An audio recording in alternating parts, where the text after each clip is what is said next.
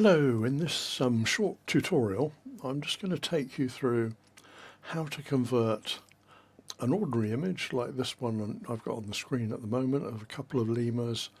This was taken under sort of flat bright lighting in Madagascar a few years ago, but how to convert that into a low-key image like so. So I think you'll agree that that picture looks a lot more impressive than the original one. The original one is way too busy and the lighting's not very good. It just doesn't really work. It's quite cute initially, but there's a lot of distractions and it doesn't really work terribly well as a picture.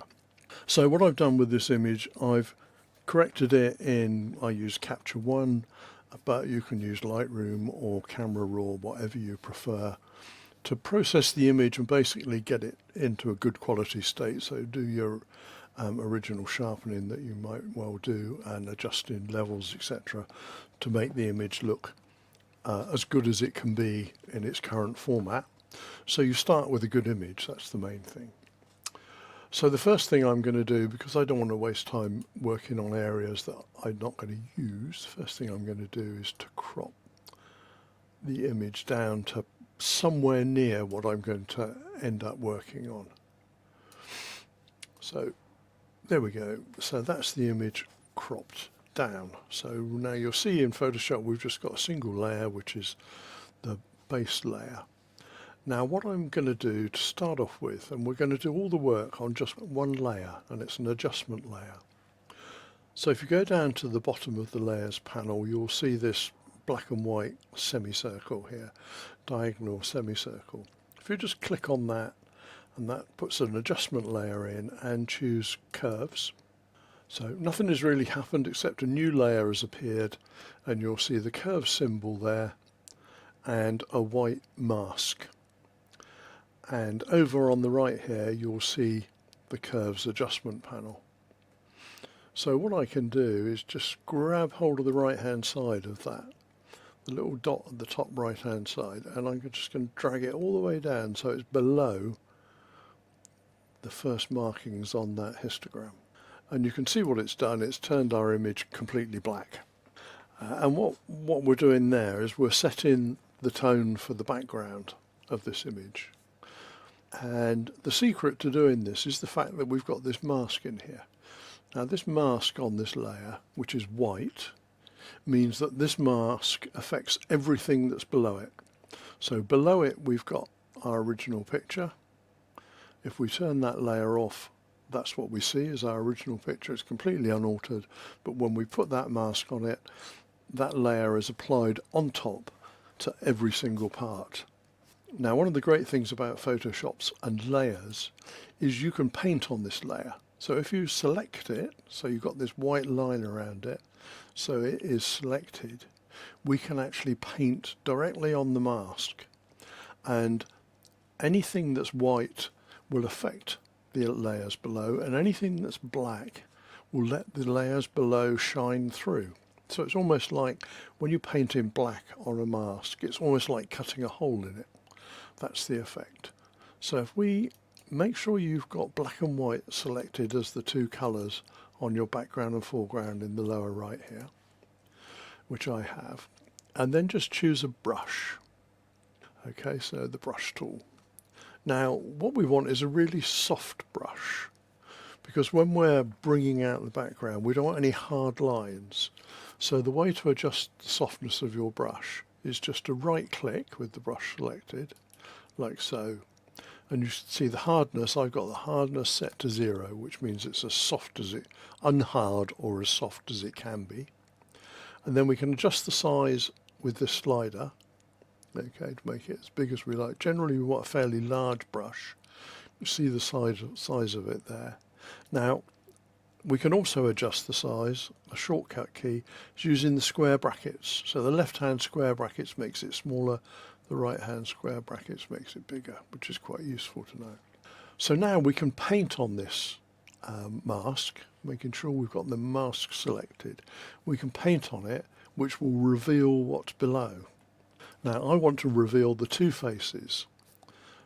Now of course at the moment I can't see where those faces are, so to help with that, if you go over to the layer make sure it's the curves layer that's selected and just reduce the opacity a bit, then the image starts to show through.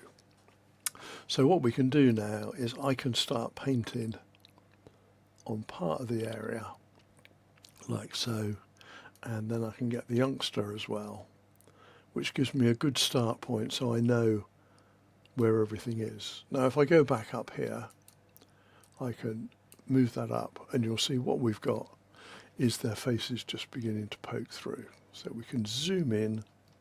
Now I'm going to use a graphics tablet with a pen to do this because it's just easier that way.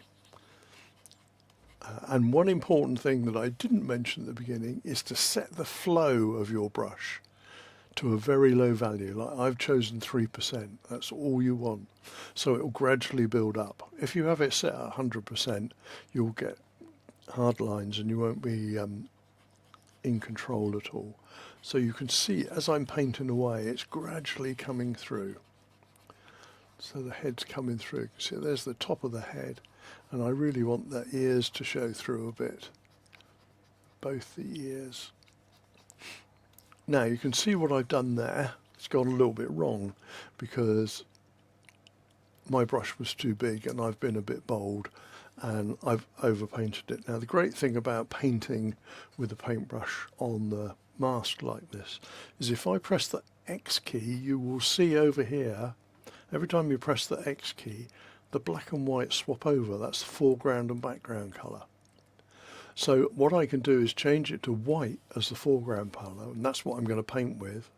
I can reduce my brush size, and now I can paint white back in on the mask, which means I'm darkening it down and stopping that glow from appearing.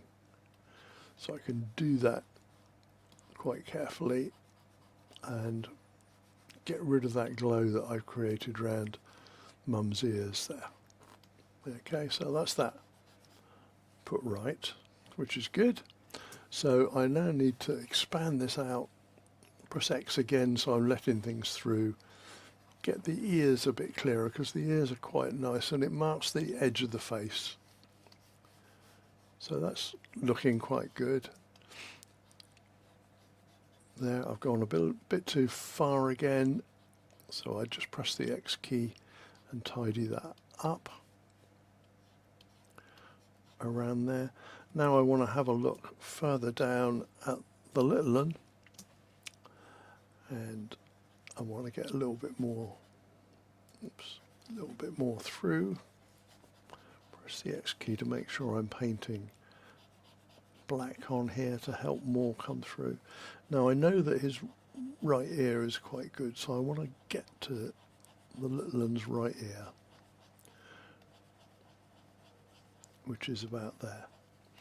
Again, if you want to get a better view as to where it is, you can just alter the opacity again so you can see what it is you're trying to get to shine through and paint over that.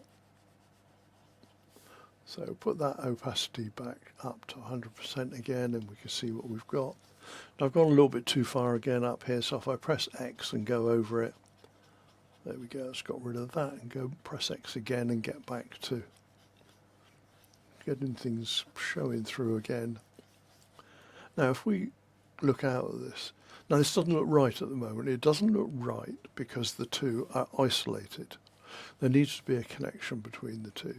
So what we need to do is start revealing some of the fur between the two of them.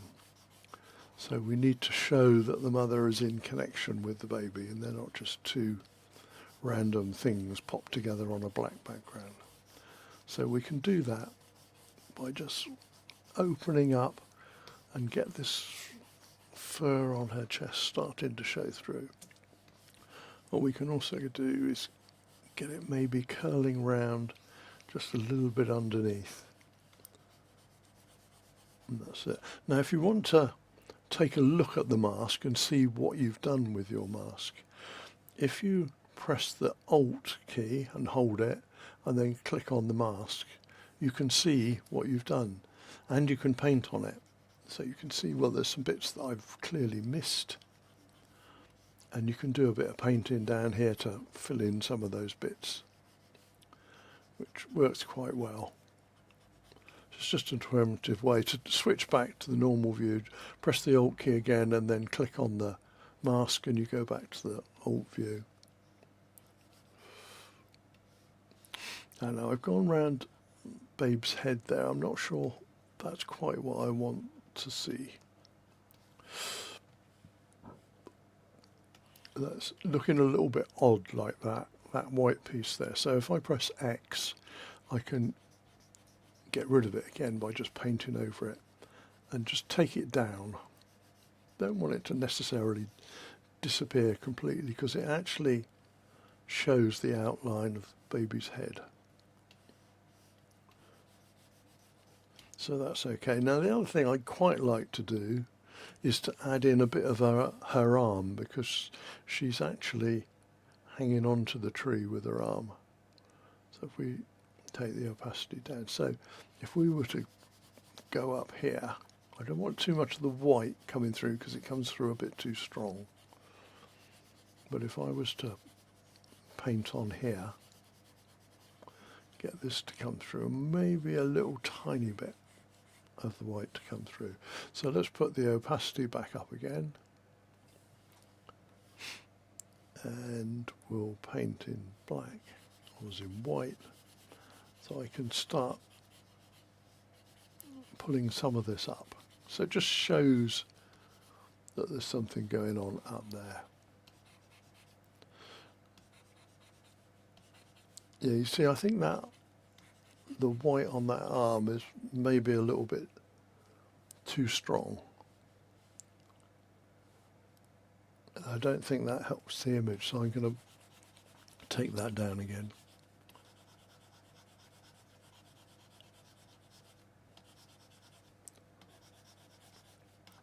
So what we're trying to get is to an effect that looks as though it's possible. So the scene here would be to actually get a shot that looked like this.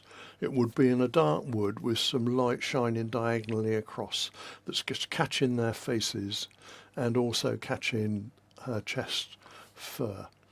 And I think it's sort of showing that really. So I could tinker with this for ages, but that's basically it. And we've done it. Now what I would do at that point, another helpful thing when you've done this sort of thing, is to do what's called a stamp. So if you select the top layer over here, press Shift, Control and Alt at the same time and hold them, and then press E, and you get a new layer up here which is a sum of everything that's happened underneath.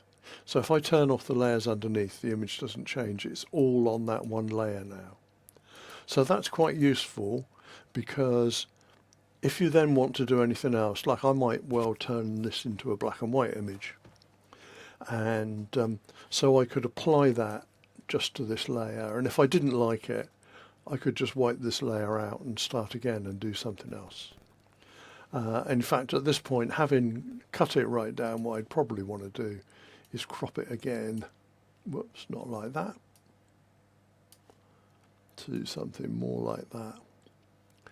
I'd probably go to a crop, something like that. Whoops. And there's our image. So it's as simple as that. So the key steps are create an adjustment layer and use curves by dragging the right hand side of the curve down to darken that adjustment layer, and then you can fiddle about painting on the mask of the adjustment layer to let more through, and because you're painting on that adjustment layer mask, you can use a black and white paintbrush to either let parts through or take stuff back. Now if we look at the mask, the resulting mask for the finished job, you can see I haven't let everything through at all. It's quite a sketchy sort of mask, but it creates the right effect, and that's what we were after. So you can fiddle about with that. I could fiddle about with this for ages and just add little bits to it that would make it seem a little bit more realistic. So hopefully that's useful for you and should enable you to create some low-key images from ordinary photographs. Remember, it's got to be believable, so it's got to be a shot that you could conceivably get with a certain type of lighting. But have fun. Thank you for watching.